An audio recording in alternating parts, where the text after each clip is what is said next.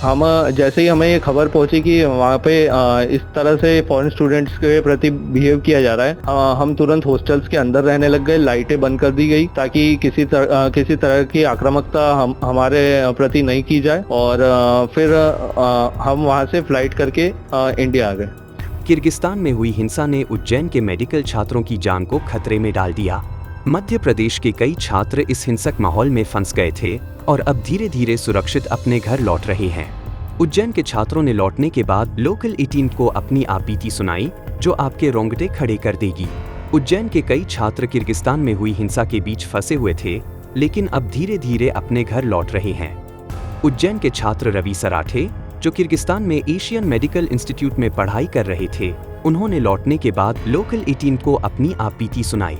17 मई को किर्गिस्तान में स्थानीय लोग कॉलेज के स्टूडेंट्स के खिलाफ आक्रामक हो गए थे। मेरा नाम रवि सराठे है, मैं उज्जैन एमपी का निवासी हूँ। मैं किर्गिस्तान के एशियन मेडिकल इंस्टीट्यूट में एमबीबीएस की पढ़ाई कर रहा था। मैं 3rd ईयर का छात्र हूँ और वहाँ पे 17 तारीख को जो लोकल्स थे फॉरेन स्टूडेंट्स को के प्रति बहुत आक्रामक हो गए अचानक से, और बहुत वहाँ पे मारामारी और गलत तरीके से फॉरेन स्टूडेंट्स को ट्रीट करा गया। वहाँ के हॉस्टल्स पे फॉरेन लोकल्स घुस जा रहे थे और पीट रहे थे वहाँ के स्टूडेंट्स को, और वहाँ पत्थरबाजी भी की गई और बहुत गलत माहौल बन गया था। उज्जैन से मेरे साथ हॉस्टल में विवेक शर्मा, रोहित पांचाल और योगेश चौधरी मौजूद थे। साथ में ही वहाँ पे कुछ बच्चे अभी भी बिश्केक में मौजूद हैं, जिसमें रिया टाटावत और राज सोलंकी है। वहाँ पे इजिप्टियंस एक हॉस्टल था जहाँ पे कुछ लोकल्स घुस गए थे और इजिप्टियंस और वहाँ के लोकल्स के बीच में मुठभेड़ हुई। उस मुठभेड़ के बाद वहाँ के जो लोकल्स थे वो सारे फॉरेन स्टूडेंट्स के प्रति बहुत आक्रामक हो गए थे। रवि ने बताया कि वहां स्टूडेंट्स को पीटा गया, पत्थरबाजी की गई और गलत तरीके से ट्रीट किया गया। माहौल इतना खराब हो गया था कि इसलिए शाम होते ही हम लोग हॉस्टल की लाइट बंद कर देते थे कि किसी को यह जानकारी ना लगे कि अंदर कोई है। रवि ने बारीकी से पूरा घटनाक्रम बताते हुए कहा कि वहां पर हर चीज इतनी महंगी हो गई थी कि उसको हम उसे नहीं कर सकते थे। हमने डायरेक्ट वहां से फ्लाइट देखी थी तो बहुत ज्यादा महंगी थी, इसलिए हमें पहले कजाकिस्तान से अबू धाबी, उसके बाद दिल्ली से इंदौर की फ्लाइट लेना पड़ी। उसके बाद हम उज्जैन पहुंचे। हम जैसे ही हमें ये खबर पहुंची कि वहाँ पे इस तरह से फॉरेन स्टूडेंट्स के प्रति बिहेव किया जा रहा है, हम तुरंत हॉस्टल्स के अंदर रहने लग गए। लाइटें बंद कर दी गई ताकि किसी तरह की आक्रामकता हमारे प्रति नहीं की जाए।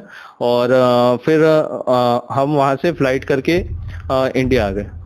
जब मुख्यमंत्री को इस मामले की जानकारी मिली तो उन्होंने हमसे बात की और हिम्मत रखने को कहा। उनके शब्दों से हमें मोटिवेशन मिला और हमने जल्द से जल्द फ्लाइट पकड़कर वापस आने का निर्णय लिया। जैसे ही ये पता चला सरकार को, सीएम सर का कॉल तुरंत हमारे पास आया। पर्सनली मुझसे वीडियो कॉल पे सीएम सर की बात हुई और उन्होंने हमारी बहुत हिम्मत बांधी। उन्होंने बोला कि अपन तो उज्जैन के हिम्मत वाले लोग हैं, तो अपन को इन चीज़ों से डरना नहीं चाहिए, जिसके कारण हमें बहुत मोटिवेशन मिला। और उसी कारण से हमने जितनी जल्दी हो सका वहाँ से फ्लाइट करके फिर हम इंडिया आ सके। जिस दिन ये हुआ, मैंने मेरे माता पिता को तुरंत व्हाट्सएप पे ये बात बताई कि वहाँ पे ऐसा हालात चल रहे हैं।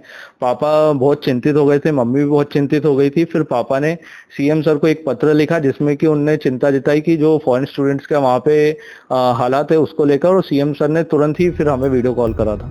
लोकल 18 के लिए उज्जैन से शुभम मरमट की रिपोर्ट।